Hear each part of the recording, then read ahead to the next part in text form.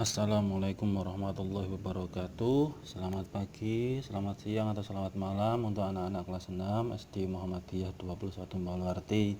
Semoga kalian tetap dalam keadaan sehat walafiat dan tidak lupa untuk selalu menerapkan pola hidup bersih sehat dalam kehidupan sehari-hari.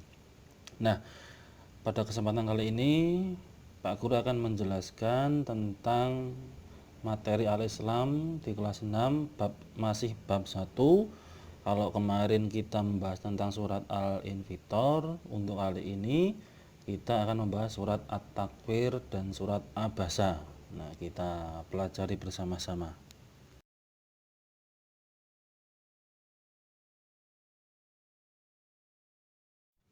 Nah, anak-anak, sekarang kita terlebih dahulu mengenal surat At-Takwir. Nah, bagi yang sudah memiliki buku Al-Islam, silakan kalian buka halaman 9 tentang surat At-Takwir yang poin A.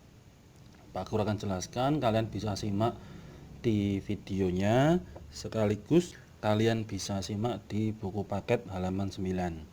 Nah, surat At-Takwir ini adalah surat yang turun di kota Mekah, berarti tergolong surat Makkiyah. Surat At-Takwir ini artinya menggulung. Nah, surat At-Takwir ini adalah surat ke-81. Jadi di dalam Al-Quran surat At-Takwir ini urutan ke-81 dan terdiri dari 29 ayat, jadi cukup banyak. Nah, terdiri dari 29 ayat. Tadi kemudian tergolong surat Makkiyah. Dulu Pak Guru sudah menjelaskan Makkiyah itu artinya apa. Makkiyah itu artinya turun di kota Mekah. Kemudian surat At-Takwir ini turun setelah atau sesudah surat Al-Lahab. Jadi setelah surat Al-Lahab turun, baru kemudian turunlah surat At-Takwir ini.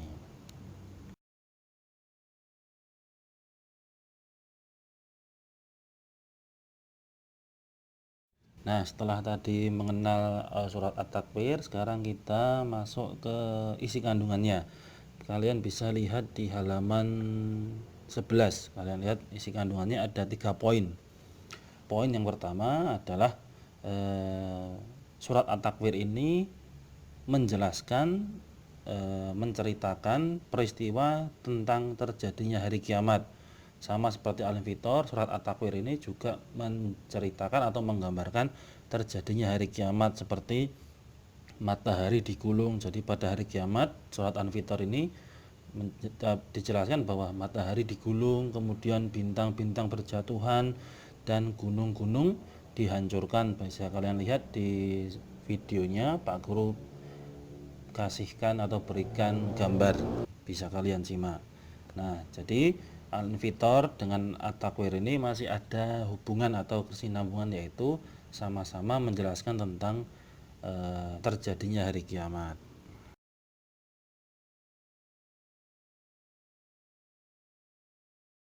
Nah, sebelum masuk ke materi kandungan At-Takwir yang kedua, kalian masih ingat tidak apa namanya jumlah malaikat yang wajib kita ketahui? Nah, malaikat yang wajib kita ketahui ada 10. Nah, ada 10. Ini waktu pelajaran kelas berapa ya? Kelas 3 atau kelas 4 sudah diajarkan. Nah, malaikat yang wajib kita ketahui dan kita imani berjumlah 10. Nah, salah satunya adalah malaikat Jibril. Nah, di dalam surat At-Takwir ini malaikat Jibril diceritakan dijelaskan bahwa malaikat Jibril adalah malaikat yang paling mulia di antara malaikat yang lainnya. Mengapa dikatakan demikian? Mengapa malaikat Jibril disebut malaikat yang paling mulia? Kenapa tidak bukan malaikat Ridwan atau malaikat Mikael atau malaikat Mungkar Nakir? Nah, jadi dijelaskan di surat At-Takwir ini, malaikat Jibril disebut malaikat yang paling mulia di antara malaikat yang lain karena tugas yang diberikan Allah kepada malaikat Jibril ini sangat mulia, yaitu apa? Menyampaikan Al-Quran atau wahyu Al-Quran kepada Nabi Muhammad SAW. Nah, inilah mengapa malaikat Jibril disebut di dalam surat At-Takwir adalah malaikat yang paling mulia di antara malaikat-malaikat yang lainnya, yaitu karena tugas yang diberikan Allah kepada malaikat Jibril yaitu menyampaikan Al-Qur'an kepada Nabi Muhammad Shallallahu alaihi wasallam.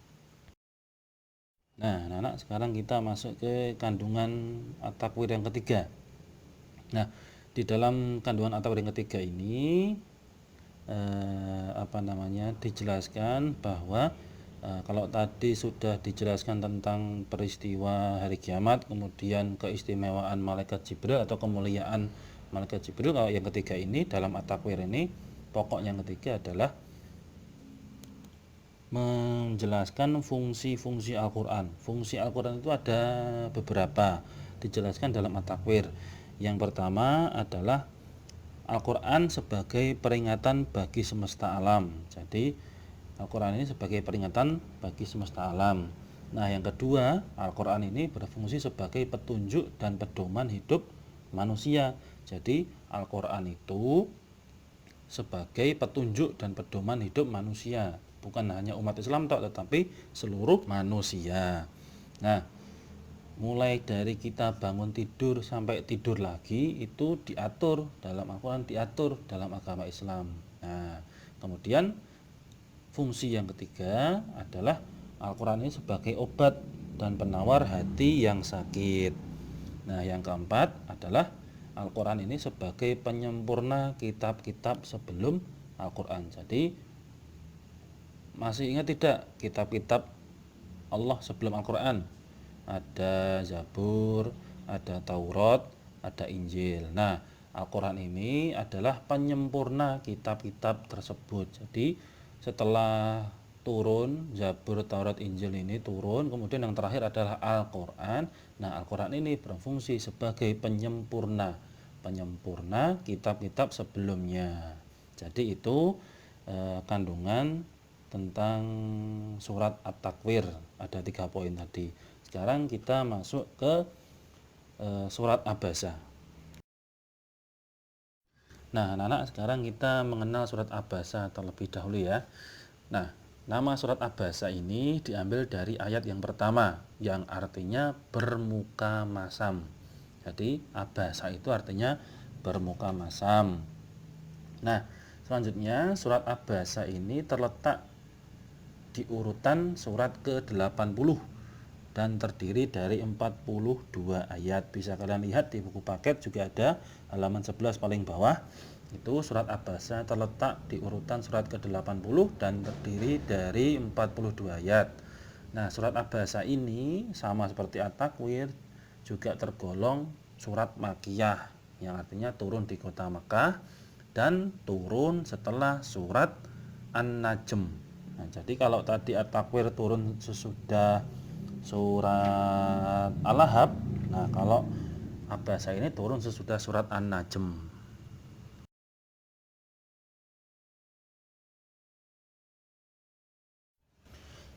Nah, anak-anak, sekarang kita masuk ke asbabun nuzul surat Abasa. Asbabun nuzul itu apa toh, Pak? Nah, asbabun nuzul itu sebab-sebab turunnya sebuah surat dalam Al-Quran. Nah, jadi kalau ini asbabun nuzul surat Abasa, berarti artinya sebab-sebab turunnya surat Abasa. Sebabnya apa, Pak? Kenapa surat Abasa turun? Nah, jadi ketika Nabi Muhammad, surat ini turun ketika Nabi Muhammad mendapat teguran dari Allah Subhanahu wa taala. Jadi pada suatu waktu Nabi Muhammad mendapat teguran dari Allah karena bermuka masam kepada seseorang. Nah, orang ini bernama Abdullah bin Ummi Maktum.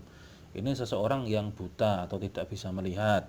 Nah, pada saat itu Abdullah bin Ummi Maktum ini ingin mendengar bacaan Al-Quran dari Nabi Muhammad. Jadi karena tidak bisa melihat, otomatis kan tidak bisa membaca Al-Quran. Nah, Abdullah bin Ummi Maktum ini meminta kepada Rasulullah agar dibacakan ayat Al-Quran, dibacakan oleh Nabi Muhammad, tetapi Nabi Muhammad justru memalingkan wajahnya.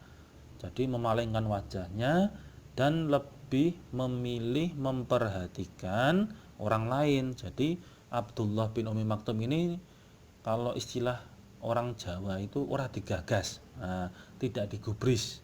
Nah, maka dari itu karena mengetahui hal ini Allah kemudian menurunkan surat Abasa ini sebagai teguran dari Allah kepada Nabi Muhammad Shallallahu Alaihi Wasallam. Jadi Nabi Muhammad ini meskipun Nabi, beliau juga seorang manusia, kadang melakukan kesalahan. Nah, tapi kesalahannya langsung ditegur oleh Allah dengan turunnya surat Abasa ini.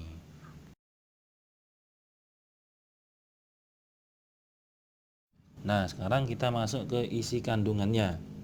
Apa saja toh isi kandungan surat Abasa? Ini ada, bisa kalian lihat di halaman 15 buku paket Al-Islam kelas 6 ya.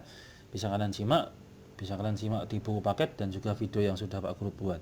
Nah, isi kandungannya ini ada beberapa poin Pak Guru jelaskan, bahwa poin yang pertama adalah Allah, yang tadi Pak Guru jelaskan asbabun nuzul tadi, bahwa Allah mengingatkan Nabi Muhammad karena bermuka masam kepada Abdullah bin Ummi Maktum. Jadi karena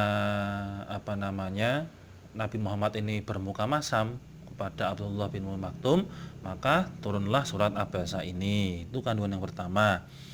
Nah, kemudian yang kedua adalah Allah mengingatkan manusia untuk tidak berperilaku sombong. Jadi Allah mengingatkan manusia untuk tidak berperilaku sombong, seperti menolak kebenaran, tidak mau mengikuti Nabi Muhammad, serta merendahkan orang lain. Jadi kandungan yang kedua adalah Allah mengingatkan manusia untuk tidak berperilaku sombong. Kemudian yang ketiga, kandungan yang ketiga adalah manusia hanya bisa menanam dan merawat, sedangkan yang menumbuhkan tumbuhan dan yang mengatur adalah Allah. Nah, itu kandungan yang ketiga. Sekarang kita masuk ke kandungan yang keempat.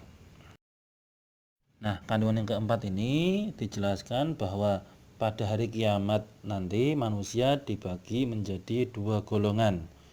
Nah, dua golongan itu apa saja? Golongan yang pertama adalah bagi orang yang beriman, wajahnya berseri-seri karena amal soleh yang dikerjakan mendapat pahala dan balasan surga dari Allah. Jadi golongan yang pertama adalah orang-orang yang soleh, yang wajahnya berseri-seri karena mendapat pahala dan balasan surga dari Allah. Golongan yang kedua adalah orang kafir yang wajahnya tertutup debu dan penuh kegelapan karena menyesali perbuatan buruk yang telah dilakukan dan mendapat balasan neraka dari Allah. Jadi ada dua golongan nanti di hari kiamat. Yang pertama orang beriman yang wajahnya berseri-seri karena selalu beramal soleh ketika di dunia. Yang kedua adalah orang kafir yang wajahnya tertutup debu dan penuh kegelapan karena menyesal perbuatan buruk yang telah dilakukan ketika di dunia.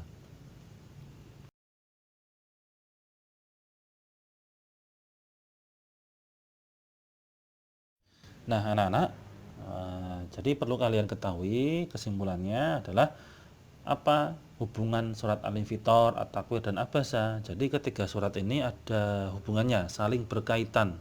Ya, yang pertama, hubungan dari ketiga surat ini adalah sama-sama menceritakan peristiwa hari kiamat. Jadi surat Al-Infitor, At-Takwir, dan Abasa ini isi pokoknya sama-sama menjelaskan atau menceritakan peristiwa hari kiamat. Yang kedua, menjelaskan tentang kekuasaan Allah. Jadi ketika surat ini selain menjelaskan terjadinya hari kiamat, juga menjelaskan tentang kekuasaan Allah. Kemudian yang terakhir adalah ketiga surat ini berisi tentang balasan bagi orang-orang yang beriman dan balasan bagi orang-orang yang kafir. Jadi Pak Guru ulangi, ketiga surat ini sama-sama, satu, menceritakan peristiwa hari kiamat. Yang kedua, sama-sama menjelaskan tentang kekuasaan Allah. Yang ketiga, berisi tentang balasan bagi orang-orang yang beriman dan balasan bagi orang-orang yang kafir. Itu sudah Pak Guru jelaskan. Sekarang kita lanjut ke tugas.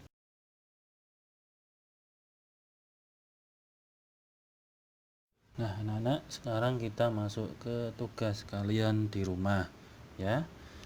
Nah, tugas kalian di rumah adalah mengerjakan soal di buku paket uji kompetensi halaman 21 sampai halaman 23. Kemudian dikerjakan di buku tulis, ya. Pak Guru ulangi, tugas kalian mengerjakan soal di buku paket halaman 21 sampai 23 yang uji kompetensi nomor 1 sampai 15 dikerjakan di buku tulis jawabannya saja, kemudian nanti dikumpulkan minggu depan, ya. Jadi pas kalian nanti minggu depan mengumpulkan tugasnya di buku tulis, ya. Sekian dari Pak Guru, kurang lebihnya mohon maaf. Wassalamualaikum warahmatullahi wabarakatuh.